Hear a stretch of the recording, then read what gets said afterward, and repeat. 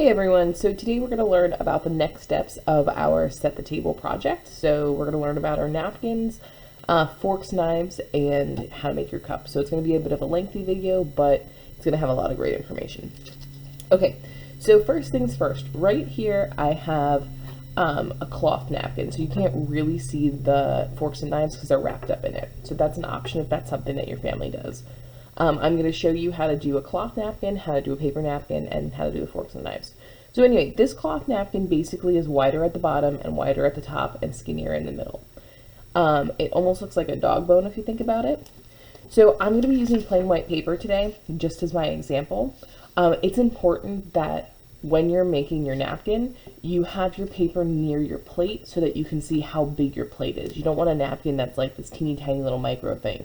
You want it to be just slightly larger than your plate, slightly taller than that length of your plate. So I'm just going to draw this out on top of my plate, with my paper on top of my plate, so I know how big to make it. So I told you that cloth napkin kind of looks like a dog bone, so it kind of dips down in the middle, comes back out, long and skinny. See how I'm measuring the top to the bottom of my plate? So I've gone past the top, past the bottom, flares back out, and there you go. I have a very simple cloth napkin. Just so you guys can keep these all straight, because I'm not going to worry about cutting them out today. If you want to do this belt around the cloth napkin, you can either do a square that has rounded edges, but it's important that you kind of do some finger measurements and make sure that the square will actually fit. Or you can do semicircles, both going in the same direction, and then kind of bubble them out. And that will also make it as well.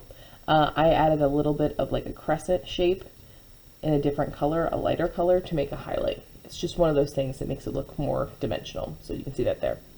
Okay, so let's talk about cloth napkin, or paper napkins. So growing up, my grandmother lived with us. And most napkins are square. So again, I'm going to measure with my plate over here. And to make a square with a sheet of paper, you actually just fold it in on itself. I'm trying to keep it kind of parallel to this side. And I'm measuring it against that plate. So I think it might be a little bit tall, so I'm going to make it a little bit smaller by pulling it back in. And then right there, I'm going to fold it. It looks like it's a 90-degree angle to me. And then I would cut this out and it would become a square.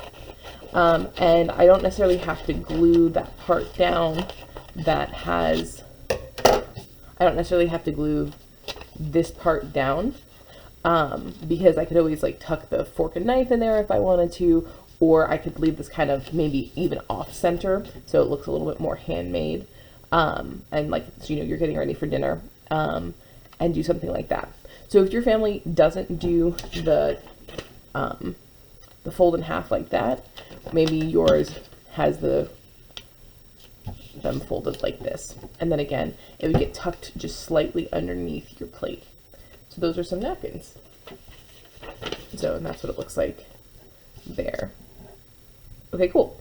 Let's talk fork and knife. So your fork and your knife need to be at least the height of your napkin. So you're going to need to have your napkin close by. I'm going to revert back to my folded diagonally napkin. So when you're making your fork and knife, I like to just cut off a strip of paper. And I like to make my fork first because I find the forks to be a little bit more complicated. And I fold my paper in half vertically, so like a hot dog. A long, skinny hot dog. It doesn't have to be perfect, these edges, just about, you know. Okay, so here we go. So the thing that I'm doing is, again, I'm measuring. I need to take a second, I need to figure out how tall my plate is, because your fork is never gonna be that much longer than your plate. So what I'm doing right here is I'm basically measuring from the inside of the oval. So see how that's the tallest part of the oval? And I'm just gonna make a little mark to tell myself I can't go past this length. So just, you know, so I know. Now I don't need this until I get back to my knife.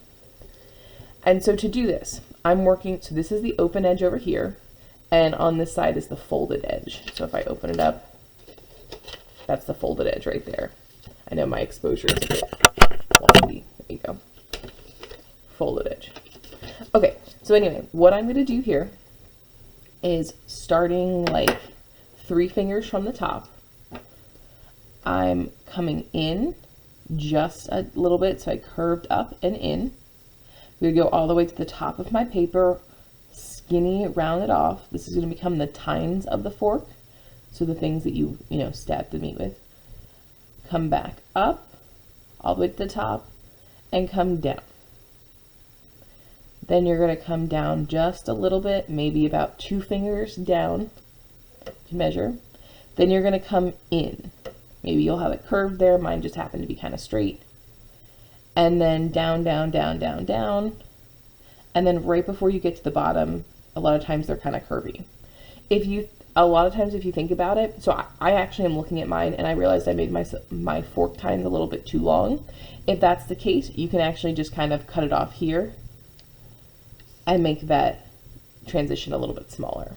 So that'll help out. So now when you cut this, since you have it on that folded edge, what's going to happen is it's going to make it duplicated. So you're going to have the same thing on both sides. If this doesn't make sense to you, just draw a fork normally. That's fine. Most forks have 4 tines. Some have 3, but most have 4.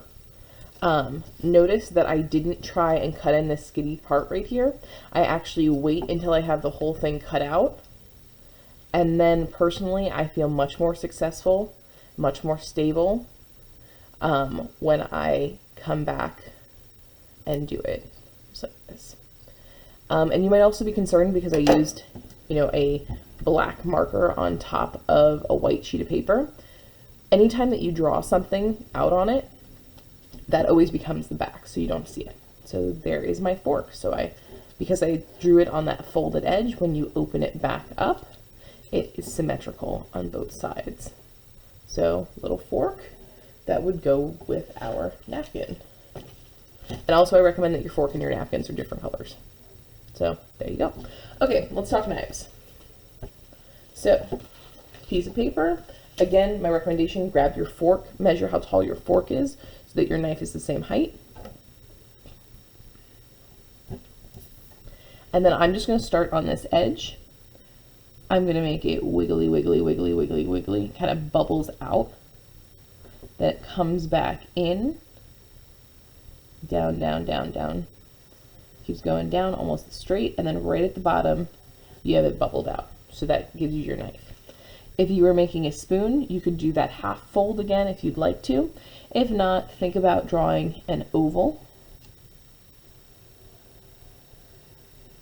Like this. Skinnier on the edges. Try and make it symmetrical if you can. Bring it down all the way to the bottom. Loop it back around and back up.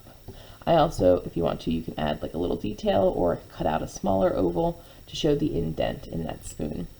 If you wanted to draw your fork out instead of doing it like I did, comes up, wiggle, up, down, up, down, up. Try and make sure your tines are all that same length. These are kind of wide. I'm looking at it. In, and then again down and back around. So you might want to squish these a little bit closer together, but since I have a marker, it's kind of thick. If you're doing chopsticks or something like that, again, you could fold your paper in half since you're making 2 of them at the same time. Chopsticks are wider on the back end and much skinnier as you get down to the bottom. So this would be an example of what chopsticks might look like. And your chopsticks might have really intricate designs on them because maybe they're your special holiday ones. Go for it. Add those details. Okay, so those are our forks and our knives. So I know kind of lengthy, but only one last thing and then we're good to go. Okay, I'm going to bring my other paper back and we're going to talk cup. So again, you need to measure your cup. Make sure it makes sense for the size of your paper. You don't want this teeny tiny little micro cup that looks like it would hold nothing. So when you're drawing your cup, you are drawing the top as an oval. The bottom, this is just a very simple cup. If you want to make it more complex, go for it. The bottom of the cup looks like an oval, or sorry, the bottom of the cup comes down like a trapezoid, and then this bottom curve of the cup is the exact same as this curve of the cup. So watch. Whoop. Same depth of that curve. So now when you cut this thing out, it's gonna look like just a weird blobby thing. And I am gonna cut this out because I think it's important that you guys see what I'm gonna do to make it not look weird. Okay, so because you're using cut paper, you're gonna have to start thinking about those techniques that we've talked about, those two-dimensional cutting techniques. Well, since you have to incorporate some of them into your project, here's a great way to get explode into your project, or even cut to reveal line. So what I'm going to do is I'm going to cut just on this line that I created. If you're ever making a cut paper collage and maybe you don't have another color or something like that, that cut to reveal line or that explode technique, what you can do is you can actually leave a gap in between the objects and see how it now creates a line. Instead of drawing a line, you just create a line. Okay, so, and I just did that by cutting them apart and leaving a little bit of a gap.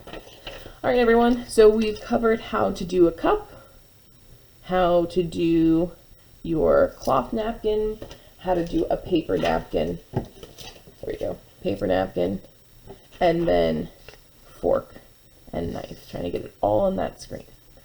And then our fork that we cut out, I'll put that on down there like that. All right, everyone, I hope this was helpful. I know it was lengthy, but I think it was good information for you all to have. All right, everybody, have a wonderful day. Let me know if you have any questions.